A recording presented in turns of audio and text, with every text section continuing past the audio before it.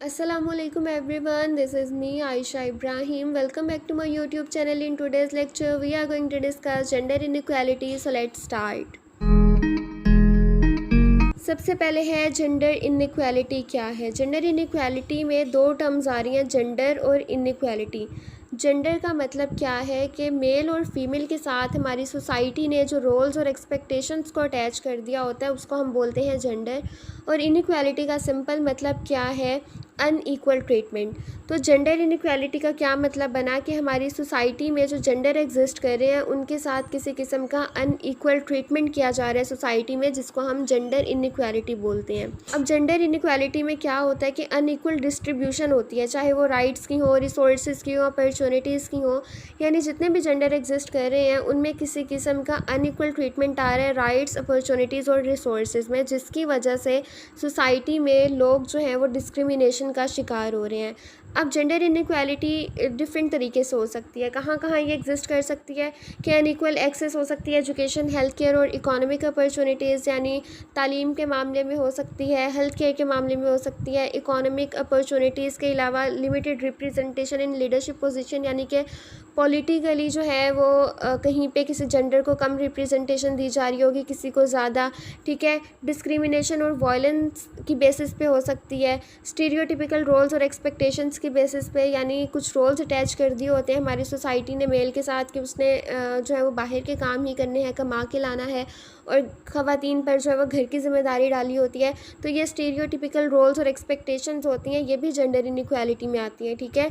उसके बाद inequitable distribution of household and care giving responsibilities, ये ज़्यादातर जो है वो ख़वातीन की रिस्पॉन्सिबिलिटी होती है, घर को संभालना और केयर गिविंग रिस्पॉन्सिबिलिटीज़, तो ये भी जेंडर इनइक्वालिटी में आती है। तो जेंडर इनइक्वालिटी सिंपली क्या है कि हमारी सोसाइटी में जो जेंडर एग्जिस्ट कर रहे हैं उनके साथ अनइक्वल ट्रीटमेंट। अनइक्वल ट्रीटमेंट किस तरह से कि उनके पास इक्वल एक्सेस नहीं है रिसोर्सेज और अपॉर्चुनिटीज़ और राइट्स के मामले में। उसके बाद अगर हम इसकी डेफिनेशन की बात करें तो जेंडर इनइक्वालिटी क्या है, the unequal treatment of individual. देखिए यहाँ पे वर्ड आ रहा है इंडिविजुअल, यहाँ पे वुमेन नहीं आ रहा, मेन नहीं आ रहा, बल्कि तमाम इंडिविजुअल, चाहे वो ट्रांसजेंडर हो, मेल हो, फीमेल हो, बड़े हो, छोटे हो, बुजुर्ग हो, कोई भी हो, अगर उनके साथ अनइक्वल ट्रीटमेंट हो रहा है उनके जेंडर की बेसिस पे, तो इसका मतलब है कि ये जेंडर इनइक्वालिटी है। अब फॉर एग्जांपल एक जॉब के लिए अप्लाई किया जाता है, मेल और फीमेल दोनों अप्लाई करते हैं, लेकिन फ़ीमेल को जो है वो जॉब उसके फ़ीमेल होने की वजह से दे दी जाती है कि एडवांटेज मिलता है उसको कि वो एक औरत है, ठीक है।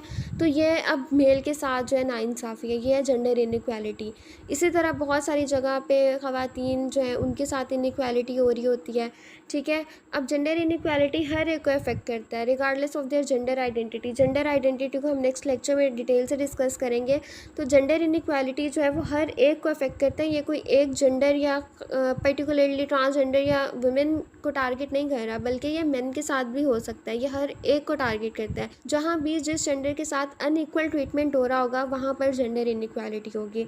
यहाँ पे वो कह रहे हैं कि इसमें मर्द भी शामिल होते हैं, ख़वातीन भी शामिल होती हैं, non conforming individual, transgender, intersex, homosexual, हर तरह के इंडिविजुअल शामिल होते हैं, ठीक है। उसके बाद अगर हम एग्जांपल्स की बात करें तो यहाँ पे फर्स्ट है कि पे गैप। जो काम मर्द कर रहा है और सेम काम औरत कर रही है तो वहाँ पे उस काम का 77% पे किया जाएगा उस फीमेल को। ये पे गैप है जो कि मेल और फीमेल के दरमियान एग्जिस्ट करती है। सेम काम के लिए फ़ीमेल को कम पे किया जा रहा होता है। उसके बाद लीडरशिप गैप के पूरी दुनिया में सिर्फ 24% ऑफ लीडरशिप पोजीशंस जो है वो वुमेन के पास हैं, बाकी सारे जो है वो ज़्यादातर मेल के पास होती हैं। उसके बाद है वायलेंस। 3 में से 1 औरत फिज़िकल या सेक्सुअल वायलेंस का शिकार है, और ये मैं वर्ल्ड वाइड की बात कर रही हूँ। यहाँ पाकिस्तान, इंडिया, बांग्लादेश और इस तरह के कंट्रीज़ हैं, वहाँ तो ये चीज़ें ज़्यादा एग्जिस्ट करती हैं। उसके बाद एजुकेशन की बात करें तो फ़ीमेल के पास जो है वो कम एक्सेस होती है स्कूल जाने वगैरह की, ठीक है। यानी मेल के पास ज़्यादा अपॉर्चुनिटीज़ होती हैं तालीम हासिल करने के एज़ कम्पेयर टू फीमेल। उसके बाद हेल्थ केयर में जो है वो अनइक्वल एक्सेस होती है फ़ीमेल के पास। प्रिमिटिव सोसाइटीज़ में देखें ना, जो लोग मेल डॉक्टर से ट्रीटमेंट वगैरह नहीं कराते, उनकी बीवी बेशक मर जाए लेकिन उन्होंने जो है वो मेल डॉक्टर को हाथ नहीं लगाने देना अपने घर की औरतों को। तो ये जो है अनइक्वल एक्सेस है हेल्थ केयर पर, जिसकी वजह से फ़ीमेल्स की डेथ हो जाती है। तो ये भी जेंडर इनइक्वालिटी है। अच्छा, यहाँ पर अब हमारे माइंड में क्वेश्चन आता है कि जब भी हम जेंडर इनइक्वालिटी की बात करते हैं हमारे जहन में ज़्यादा ख़वातीन क्यों आती हैं, लाइक मेल या ट्रांसजेंडर या होमोसेक्सुअल या बाकी जेंडर्स क्यों नहीं आते। तो देखिए हमारी सोसाइटी में ना मेन दो ही हैं, मेल और फीमेल। ये ट्रांसजेंडर हो गए या ये होमोसेक्सुअल, एलजीबीटीक्यू, ये सारे जो है ना ये एक तरह से मार्जिनलाइज्ड हैं। अभी यहाँ पर जो दो मेन जेंडर्स हैं ना उनके दरमियान कितने स्ट्रॉन्ग कंपटीशन चल रहा है। ख़वातीन अपने राइट्स के लिए उनको इतना फ़ाइट करना पड़ रहा है, अभी उनको राइट्स नहीं मिले तो बाकी जो जेंडर्स हैं उनको कहाँ से मिलेंगे। हम ट्रांसजेंडर की बात, अभी ख़वातीन को ये अपनी पूरी तरह से राइट्स नहीं मिले इतनी एडवांसमेंट आने के बाद भी। तो ट्रांसजेंडर तो बहुत बाद में आते हैं, होमोसेक्सुअल और इंटरसेक्सुअल और ये सारे तो फिर बाद में आते हैं। अभी मेन जो दो हैं उनमें से ही एक जेंडर अपने लिए बहुत ज़्यादा फ़ाइट कर रहा है, उसको अपने लिए लड़ना पड़ रहा है, अपने हकूक़ के लिए लड़ना पड़ रहा है, ठीक है। तो इसीलिए जब भी हम जेंडर इनइक्वालिटी की बात करते हैं तो ज़्यादा हमारे माइंड में फ़ीमेल ही आती हैं, क्योंकि अभी वो मेन जेंडर होते हुए जो है उनको इक्वल एक्सेस और इक्वल राइट्स नहीं मिल रहे। उसके बाद आ जाते हैं कि हम इस चीज़ को कम कैसे कर सकते हैं, प्रिवेंटिव मेजर्स वगैरह। तो सबसे पहले है एजुकेशन और अवेयरनेस के थ्रू जो है हम इसको कम कर सकते हैं। हम मीडिया के थ्रू डिफरेंट कैंपेन्स करके लोगों को अवेयरनेस दे सकते हैं कि जेंडर इनइक्वालिटी प्रमोट करें तो क्या होगा, हमारी सोसाइटी बेहतर तरीके से काम करेगी, हर एक के पास इक्वल एक्सेस होगी अपॉर्चुनिटीज़ और रिसोर्सेज वगैरह की। इसके अलावा जो है हम एजुकेट कर सकते हैं, स्पेशली ये जो प्रिमिटिव पैट्रियार्कल जिनके दिमाग हैं, जो सोच है, उसको चेंज करने की कोशिश कर सकते हैं, ठीक है।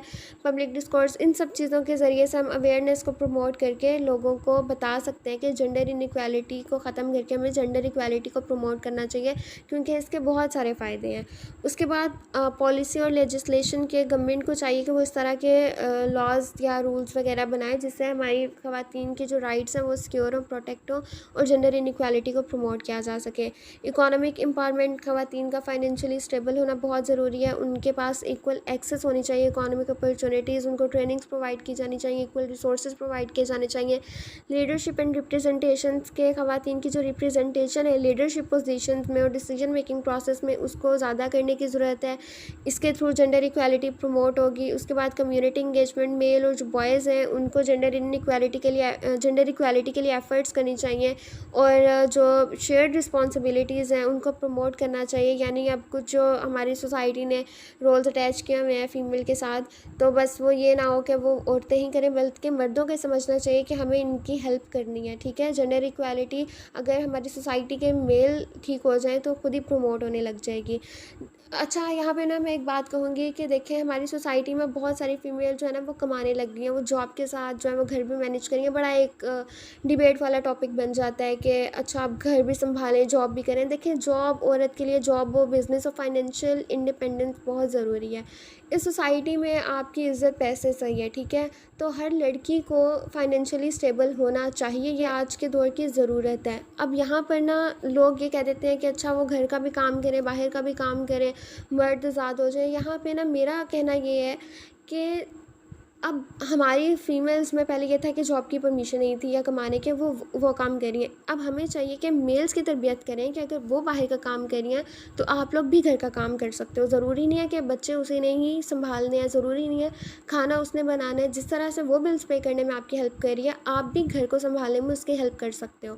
तो यहाँ पर इस पॉइंट से मुझे याद आ गया कम्युनिटी इंगेजमेंट में कि मेल को भी अंडरस्टैंड करने की ज़रूरत है कि हमें घर के काम करना ये कोई बुरी बात नहीं है, या बीवी का जैसे हम कह देते हैं जोरू का गुलाम और इस तरह की फजूल बातें, ऐसा कुछ नहीं होता। ख़वातीन या घर की औरतों की हेल्प करने से आपकी इज़्ज़त बढ़ेगी, कम नहीं होगी। और जेंडर इनइक्वालिटी को इसी तरीके से ख़त्म किया जा सकता है कि हमारे जो मर्द हजरात हैं वो थोड़े अपने कंफर्ट जोन से बाहर निकल के और थोड़ी अपनी ईगो को साइड पे रख के अपने घर की फ़ीमेल्स का एहसास करें और जो है वो जेंडर इक्वालिटी को प्रमोट करने में हेल्प करें।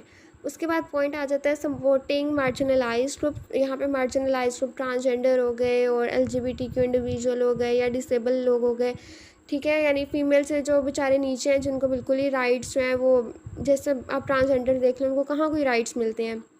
उनकी ज़रूरतों को समझते हुए उनके राइट्स को प्रमोट करना चाहिए, ठीक है।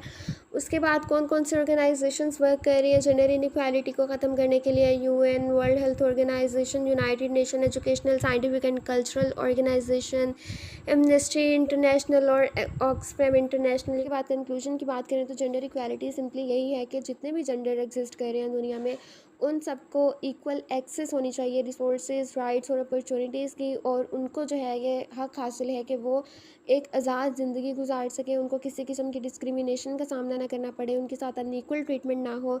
और इसके ज़रिए से हम अपनी सोसाइटी को ज़्यादा बेहतर बना सकते हैं और सोसाइटी भी ज़्यादा इंसाफ पसंद हो सकती है। और इसको हम प्रमोट कैसे कर सकते हैं? एजुकेशन के थ्रू कर सकते हैं, इसके अलावा मीडिया के थ्रू कर सकते हैं। और ख़वातीन या जो ट्रांसजेंडर या मार्जिनलाइज्ड ग्रुप हैं, उनको जो है वो different aspects including education, health care, economic opportunities और पॉलिटिकल रिप्रेजेंटेशन देने की ज़रूरत है। और इसके लिए हम सबको मिलकर काम करना होगा, ताकि हमारी सोसाइटी तमाम जेंडर्स के लिए जो है वो अच्छी साबित हो सके, यानी सब जो है वो फ्रीली और इक्वली उनकी एक्सेस और वो आज़ादाना ज़िंदगी गुजार सकें। तो ये था आज का लेक्चर। आई होप आज का ये लेक्चर आप लोगों के लिए हेल्पफुल रहा होगा। So don't forget to subscribe my channel, do like, comment and share this video. Thank you so much.